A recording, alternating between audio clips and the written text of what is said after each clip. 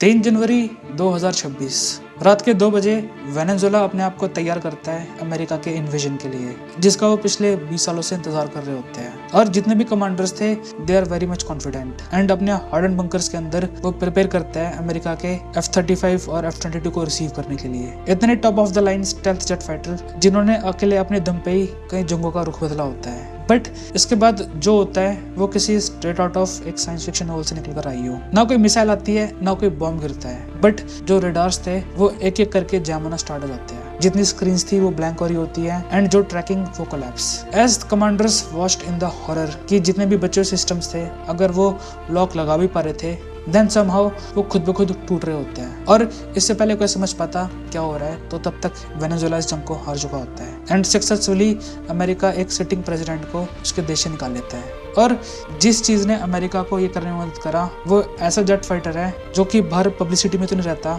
But instead अपने cousins F-35 या F-22 की शैडो में रहता है। Ladies and gentleman meet EA-18G growler, the father of all electronic warfare. America का सबसे डेंजरस एयरक्राफ्ट जो कन्वेंशनल मिसाइल्स कैरी नहीं करता बल्कि इलेक्ट्रिसिटी से जंग जीतता है। Hello guys, I am Prince और आज की वीडियो में हम बात करेंगे कि अमेरिका ने एक ऐसा jet fighter in first place बनाया है क्यों और कैसे धीरे धीरे इसने एक रेपुटेशन हासिल कर ली, the bane of all the radars. And साथ में हम ये भी जानेंगे कि कैसे इस जेट फाइटर ने जितने भी मॉडर्न वॉरफेयर के रूल्स हैं उसको चेंज करके रख दिया।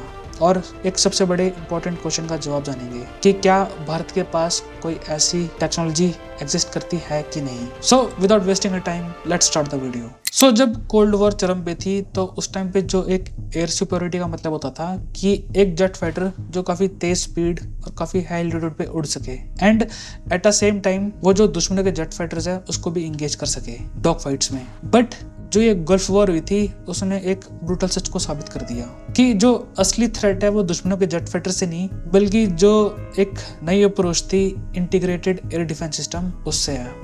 सो सी इवन चाइना और रशिया को भी ये बात समझ में आ गई थी कि अगर वो अमेरिका के साथ लड़ने बैठ जाए उनके कई जेट फाइटर्स के बदले अपने jet fighters banana and somehow ये भी एक्सपेक्ट करना कि वो इनको इंगेज करेंगे तो then it is a full hardy adventure because America का ऑलरेडी इस चीज में हाथ हमेशा भारी रहता है। सो इंस्टेड वो अपनी जो पूरी अप्रोच है उसी को चेंज कर देते हैं एंड इसी के तहत जो रेडार्स होते हैं एंड जो कमांड सेंटर्स और जितनी भी सरफेस टू एरिया मिसाइल्स की जो बैटरीज होती है वो उन सबको एक नेटवर्क में जोड़ देते हैं। तो बेसिकली एक जाल जो कि एक साथ काम करता है एक ही मिशन के लिए, दुश्मन के जेट फाइटर को ढूंढ के मार गिराना एज सुन एज पॉसिबल। और ये अप्रोच इतनी ज्यादा डेंजरस थी कि अगर अमेरिका का एक भी जेट फाइटर जाल के किसी भी कोने को ट्रिप भी कर देता था तो इमीडिएटली ये जो तीनों सिस्टम है ये एक साथ एक्टिव हो जाते उसको मारने के लिए। और इसी अप्रोच की बदौलत अमेरिका ने जो एक स्टेल्थ प्लेन था F-117 वो खो दिया था। और फर्स्ट टाइम दुनिया को इस इंटीग्रेटेड एयर डिफेंस सिस्टम की बदौलत मिलता है the S-300 and it's most dangerous part the S-400 जो एक स्टेप और ऊपर गए। इंस्टेड की वो जो दुश्मन के एयरक्राफ्ट है उसको खत्म करे वो जितना भी एक एयर स्पेस होता था वो उसको सेव करते थे। एंड आप इसी बात से अंदाजा लगा सकते हो कि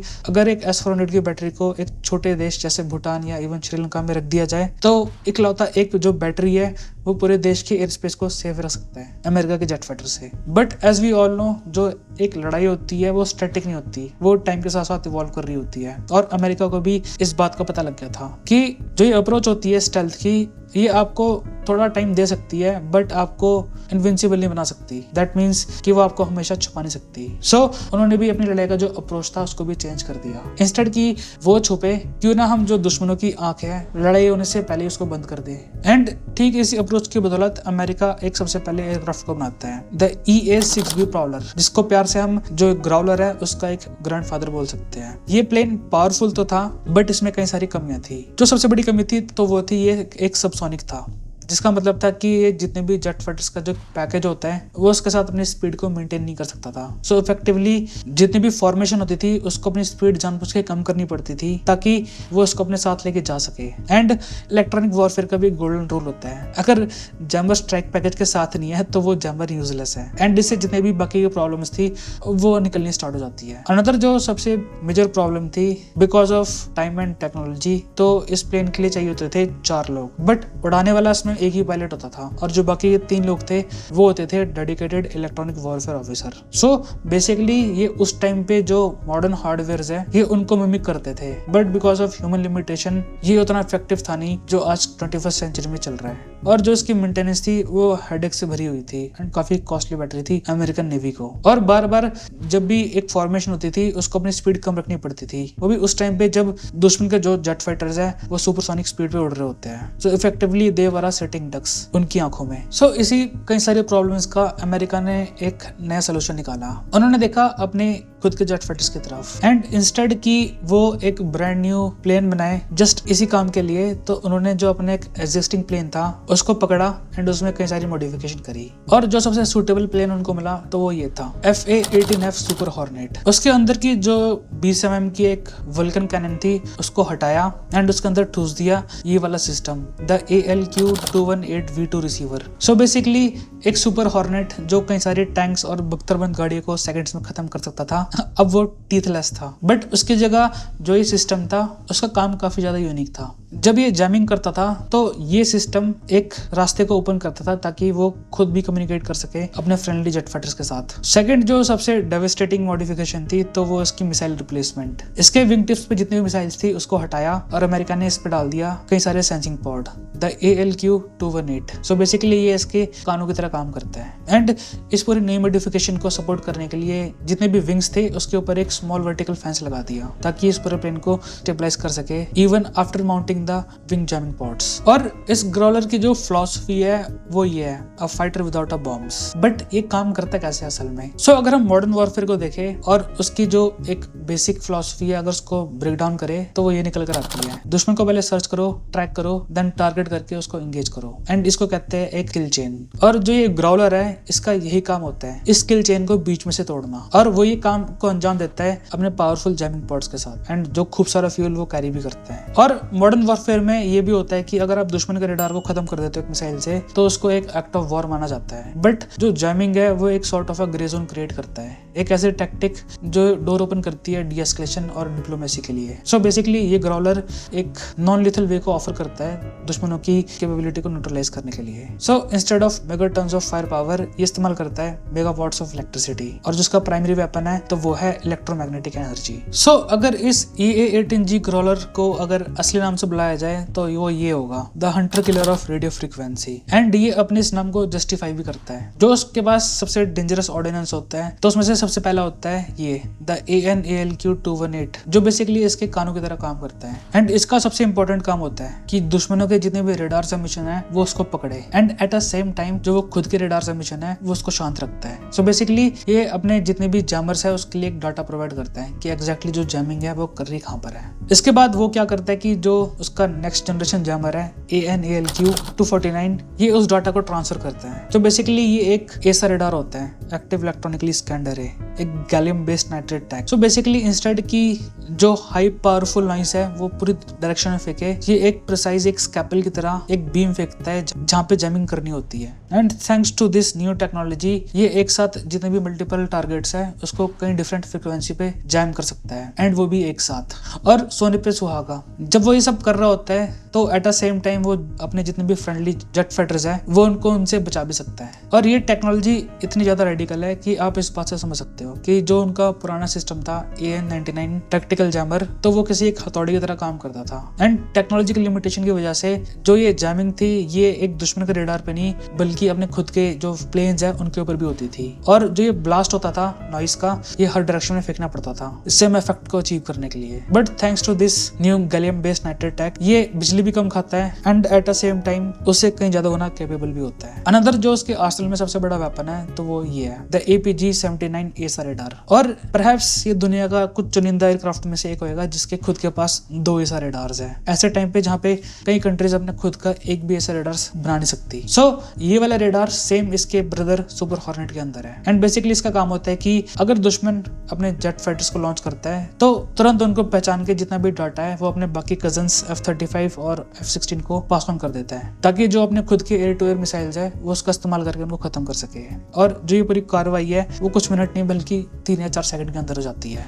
and I think this is the power of America, क्योंकि उनकी जो मिलिट्री है वो नंबर 1 रहती है दुनिया में with so seamless of the integration. But ये पूरी तरह टीथलेस नहीं होता, क्योंकि अपने साथ ही एक और चीज कैरी करता है, एक स्पेशल तरह की missile, the AGM-88 HARM। So basically ये एक एंटी रेडिएशन मिसाइल होती है एंड इसका काम दुश्मनों के बंकर या उनके जो प्लेन्स और उनके जो एसेट्स है उनको नहीं खत्म करना होता, बल्कि इसका काम होता है कि जितने भी रेडार्स हैं और रेडार स्टेशन हैं उनको ढूंढ के खत्म करना। और इस मिसाइल के अंदर GPS और खुद का एक इंटरनल मिलीमीटर वेव है। सो अगर दुश्मन ये चालाकी करे, अगर कोई मिसाइल आ रही है और वो अपना खुद का रेडार बंद कर दे इस होप में कि उस मिसाइल का जो लॉक है वो टूट जाएगा, तो that would be very futile, because ये तब भी याद रखेगा उसकी लोकेशन को। सो एक सवाल जो सबके मन में आ रहा है, इतनी ऑसम टेक्नोलॉजी को अमेरिका एक लड़ाई के मैदान में कैसे डिप्लॉय करता है? सो बेसिकली इवन जो एक सिंगल ग्राउलर है ये सारे काम कर सकता है, बट फिर भी अमेरिका इसको 2 के पेयर में डिप्लॉय करता है जो कि पैरेलली एक डायरेक्शन में उड़ रहे होते हैं। अगर दुश्मन का कोई भी रेडिएशन एमिशन डिटेक्ट होता है तो ये दोनों एक साथ डिटेक्ट करते हैं एंड अपने साथ डेटा को शेयर करके वाया लिंक 16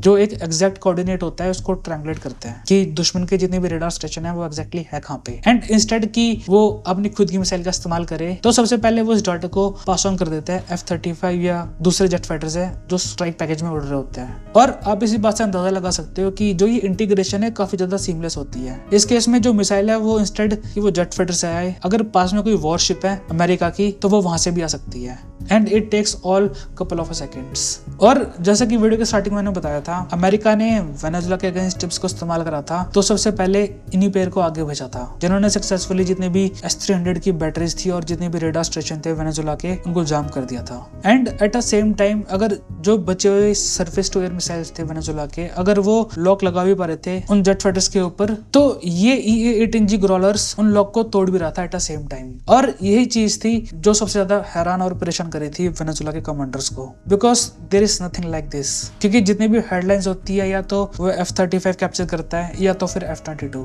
बट ये जेट फाइटर हमेशा उनके शैडो में काम करता है। सो जो ये ग्राउलर था इसने कई सारे डोर ओपन कर दिए एंड जो एक बैटलफील्ड डॉक्ट्रिन थी लड़ाई की उसको भी चेंज करके रख दिया अमेरिका के लिए। सो जो सबसे बड़ा बेनिफिट होता है इस जेट फाइटर से तो वो ये है escalation control. So basically America के लिए एक ऑप्शन को ओपन कर देता है, इंस्टेड की वो जो राइवल नेशन है उनके रेडार्स को एक मिसाइल से खत्म करे। सो बेसिकली उसको बाय द वे एक एक्ट ऑफ वॉर माना जाता है, तो अमेरिका इसी का इस्तेमाल करता है उनको जैम करने के लिए, एक sort of a grey zone बना देता है ताकि अगर एक डीएस्केलेशन भी करना हो डिप्लोमेसी को लेके तो वो आराम से हो सके। And unlike it's bigger cousins जो अपने साथ कई सारे बॉम्ब्स कैरी करते हैं वो भी लिमिटेड, तो जो ये ग्राउलर है इसकी जो एमओ कैपेसिटी है वो सॉर्ट ऑफ इनफाइनाइट है। जब तक इसके अंदर बिजली रहेगी तब तक इसके जो जैमिंग पॉड्स है वो चलते रहेंगे और ये अनलिमिटेड नंबर ऑफ जो टारगेट्स है उनको एंगेज कर सकता है वो भी एक साथ। और ये काफी ज्यादा इंपॉर्टेंट बन जाता है आज के टाइम पे जहाँ पे जो दुश्मन देश है वो इस्तेमाल कर रहे हैं ड्रोन स्वॉर्म टैक्टिक्स का, जिनका काम होता है जितने भी महंगे महंगे मिसाइल है उसको खत्म करा जा सके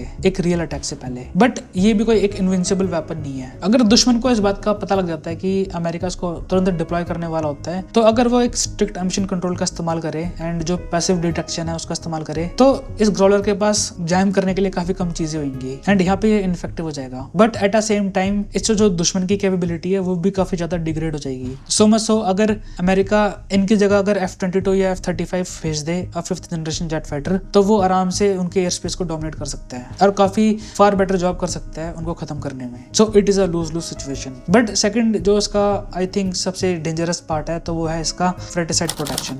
जब दुश्मन के साथ एंगेजमेंट हाइट पर होती है तो ये अपनी जैमिंग को और भी ज्यादा बढ़ा देता है। सो बेसिकली क्या होता है कि जो इफेक्टिवनेस होती है एक ट्रैक पैकेज के अंदर जिसमें जितने में बहुत सारे जेट फाइटर्स होते हैं तो इनकी जो कम्युनिकेशन है वो भी इफेक्ट हो सकती है एंड इनको क्लोजली काफी काम करना पड़ता है एक स्फीयर में रहके। So it is not a perfect technology but it is a very close to it. So इस वीडियो का सबसे बड़ा सवाल, क्या भारत के पास भी कोई ऐसी चीज या ऐसी टेक्नोलॉजी एग्जिस्ट करती है इस टाइम पे कि नहीं? सो अगर मैं इसका एक स्ट्रेट आंसर बनाऊं तो इसका कोई डायरेक्ट इक्विवेलेंट तो नहीं है like a dedicated EA-18G Growler Bharat के पास, बट हमारी अप्रोच काफी ज्यादा डिफरेंट है अमेरिका के कंपैरिजन में। और जो सबसे पहली अप्रोच होती है तो वह है Su-30 MKI। So basically Bharat इसमें कोई मॉडिफिकेशन नहीं करता जैसे एक ग्राउलर के अंदर करी गई थी, बट इसके जो विंग टिप्स होते हैं उसमें कई सारे जैमिंग पॉड्स लगा देता है जैसे कि SAP-518 और SAP-14 जो कि बाय द वे एक रशियन ओरिजिन के होते हैं। और जो एक एस्कॉर्ट जैमिंग होती है बाकी की स्ट्राइक पैकेज के साथ ये वही वाले रोल को फुलफिल करता है। इवन तो ये पावरफुल तो होता है बट ये आप कह लीजिए एक एड ऑन सिस्टम है। इनको ब्रांड न्यू जमीन से नहीं बनाया गया इन्हीं फाइटर प्लेन्स के लिए एंड हेंस ये